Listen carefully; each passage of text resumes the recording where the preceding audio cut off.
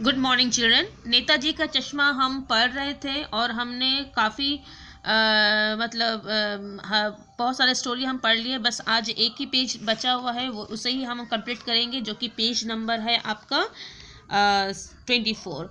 तो अब तक हम लोगों ने देखा कि पढ़ा है कि हलदार साहब जी जो है 15 दिन के अंतराल में जो है एक कस्बे में जाते थे और जाकर जो है अब वहाँ पर चौराहे पर जो है उन्होंने क्या नेताजी की मूर्ति देखी और उन्होंने देखा कि नेताजी की मूर्ति तो बहुत ही सुंदर थी, लेकिन उसमें एक कमी थी कि उसमें संगमरमर का चश्मा नहीं बनाया गया था, उसके स्थान पर एक रियल चश्मा था। तो ये रियल चश्मा को देखकर उनके मन में जिज्ञासा उत्पन्न होती है और वो अपनी जिज्ञासा को शांत करने के लिए वहीं पर एक पान की दुकान में जो पान वाला रहता है उससे पूछते हैं। तो उसको पता चलता है कि कैप्टन नाम का एक व्यक्ति है जो चश्मा को बदलता है, ठीक है। और फिर उनके मन में जो है अपने नागरिकों के प्रति जो है आदर की भावना आती है और वे सोचते हैं कि आज भी हमारे समाज में ऐसे लोग हैं जो सच्चे मन से अपने देशभक्तों का सम्मान करते हैं और उनके व्यक्तित्व से किसी प्रकार का खिलवाड़ वो देख नहीं सकते। और उन्हीं में से एक कैप्टन साहब भी है जो कि एक बूढ़ा मरियल है, लेकिन फिर भी जो है वो अपने हिसाब से जो है नेताजी के चश्मे को बदलता रहता, ठीक है। मैंने उस पर चश्मा लगाता था। तो आगे हम देख लेते क्या हुआ कि फिर और वो हर समय जाते थे, लेकिन एक दिन क्या हुआ, एक दिन देख रहे हैं कि उन्होंने देखा कि नेताजी के चेहरे पर चश्मा नहीं है, ठीक है। अगली बार भी मूर्ति की आंखों में चश्मा नहीं था। तो वो सोचे होंगे कि शायद हल्दा साहब बोल रहे कि कैप्टन साहब जो है, मैं इसको पीछे से आपको बता देती हूँ, ठीक है, ताकि समझ में आए। फिर एक बार ऐसा हुआ कि मूर्ति के चेहरे पर कोई भी कैसा भी चश्मा नहीं था। उस दिन पान की दुकान भी बंद थी, चौराहे की अधिकांश दुकानें भी बंद थी। तो एक दिन क्या देख रहे हैं कि मूर्ति के चेहरे पर जो है चश्मा नहीं है और उस समय दुकान भी बंद था। तो वो दुकान वाले से ही पूछ लेते और कोई भी आसपास की दुकान भी खुली नहीं थी, तो वो अपनी जिज्ञासा को शांति नहीं कर पाए।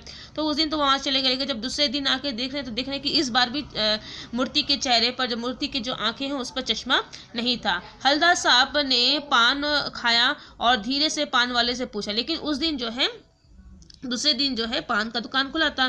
तो वो पान वाला के पास गए।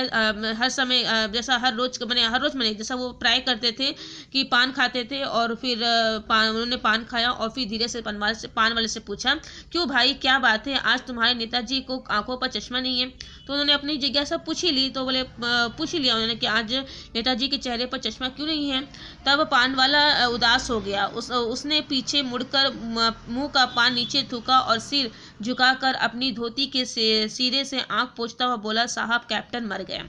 तो जैसे ही ये प्रश्न हलदार जी का प्रश्न जो है पान वाला के सामने आया, तो पान वाला उदास हो गया और फिर उसने जो है उसके मुंह में उस समय जो है पान था, तो उसने अपने पान को मुंह से बाहर निकाला और बहुत ही उदास मन से आंखों को पोंछते हुए जो है बोलने लगा कि कैप्टन साहब मर गया। तो यहाँ पर जो है पान वाला का एक और कैरेक्टर हमको देखने मिलता है कि वो भले ही उसने उसका मजाक उड़ाया है, लेकिन वो थोड़ा भावुक भी है, ठीक है। वो क्योंकि यहाँ पर आके वो भी थोड़ा भावुक हो गया। यदि वो उसको भी उतना दर्द नहीं लगता या वो भी उसके मरने से उतना आहत नहीं होता, तो उसकी आंखों में आंसू नहीं आता। तो थोड़ा सा एक पॉइंट यहाँ पर आता है कि वो भावुक भी है, कौन, पान वाला, ठीक है। और कुछ नहीं पूछ पाए हलदार साहब। तो हलदार साहब और कुछ पूछ ही नहीं पाए। उनको भी बहुत खराब लगा कि ऐसा देशभक्त जो बिना निस्वार्थ भाव से जो है अपना देशभक्ति को व्यक्त कर रहा था, उसी की मृत्यु हो गई। कुछ पल चुपचाप खड़े रहे, फिर पान के पैसे चुकाकर जीप में आ बैठे और रवाना हो गए।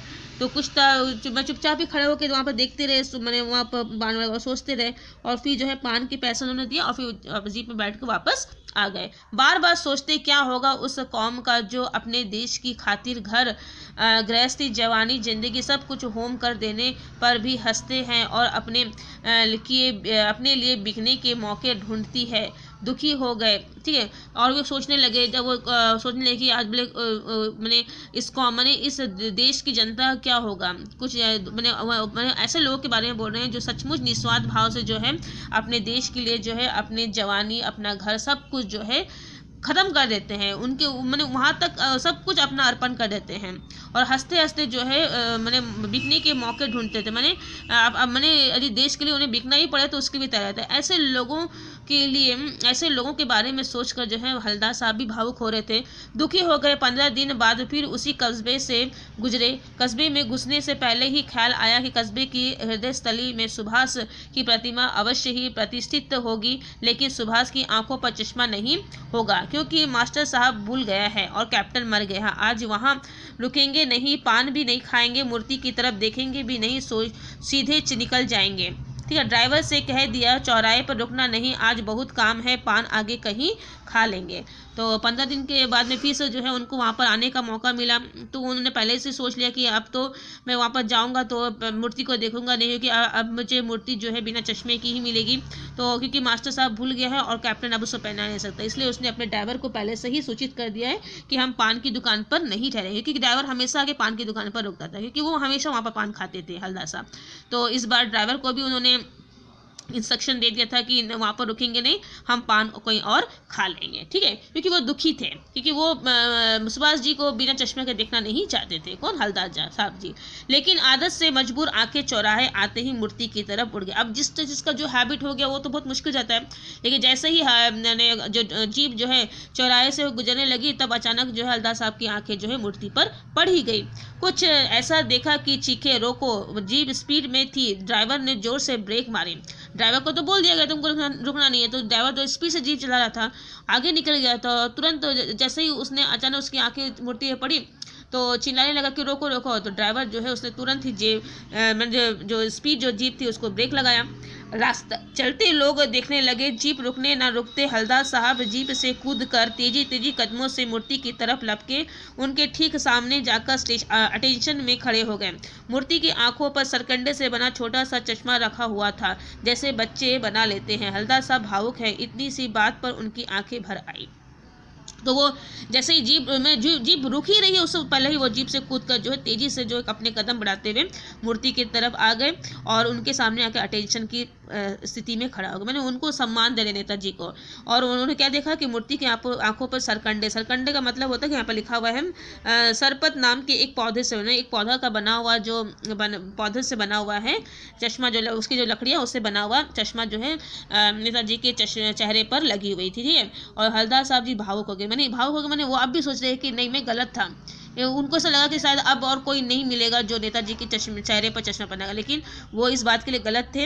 अब भी समाज में ऐसे लोग हैं जो नेताजी का सम्मान करते हैं, अपने देश से प्रेम करते हैं, और जब उनको ऐसा दृश्य दिखा तो वो भावुक हो गए। इतनी सी बात उनकी आंखें भर, और जो है इन सब थोड़ा इमोशनल व्यक्ति थे, देश प्रेम की भावना कुट कुट के भरी हुई थी, इसलिए जो है जब ऐसी घटना हुई तो आंखें भी जो है आंसुओं से भर गए। तो ये थे हवलदार साहब जी, जिन्होंने क्या बोला जाए, जिन्होंने जो है उन्होंने भी अपनी जो देशभक्ति जो है एक अन्य तरह से व्यक्त की है। और इस स्टोरी के द्वारा हम देखे हैं कि किस तरह से लेखक ने हमें भी यह समझाने का प्रयत्न किया है कि हमें भी हमेशा अपने देशभक्तों का सम्मान करना है, जिनकी वजह से आज हम आज़ादी की हवा में सांस ले रहे हैं। ठीक है, तो उनके किसी भी चीज़ों से या उनके खुद के अस्तित्व से हमें कोई खिलवाड़ नहीं करना चाहिए। तो ये था आपका नेताजी का चश्मा स्टोरी। उम्मीद है आपको समझ में आया होगा। हर एक लाइन को ध्यान से पढ़िए, ध्यान से समझिए, कहीं से भी आपका एक्स्ट्रा आ सकता है, तो आगे पीछे की घटनाओं से भी प्रश्न बन जाते हैं, तो इसलिए पूरी घटनाओं का ध्यान में होना बहुत ही ज़रूरी है। अब पढ़िए, देखिए, कोई प्रॉब्लम होने से आप मुझे ज़रूर बताइए। Thank you.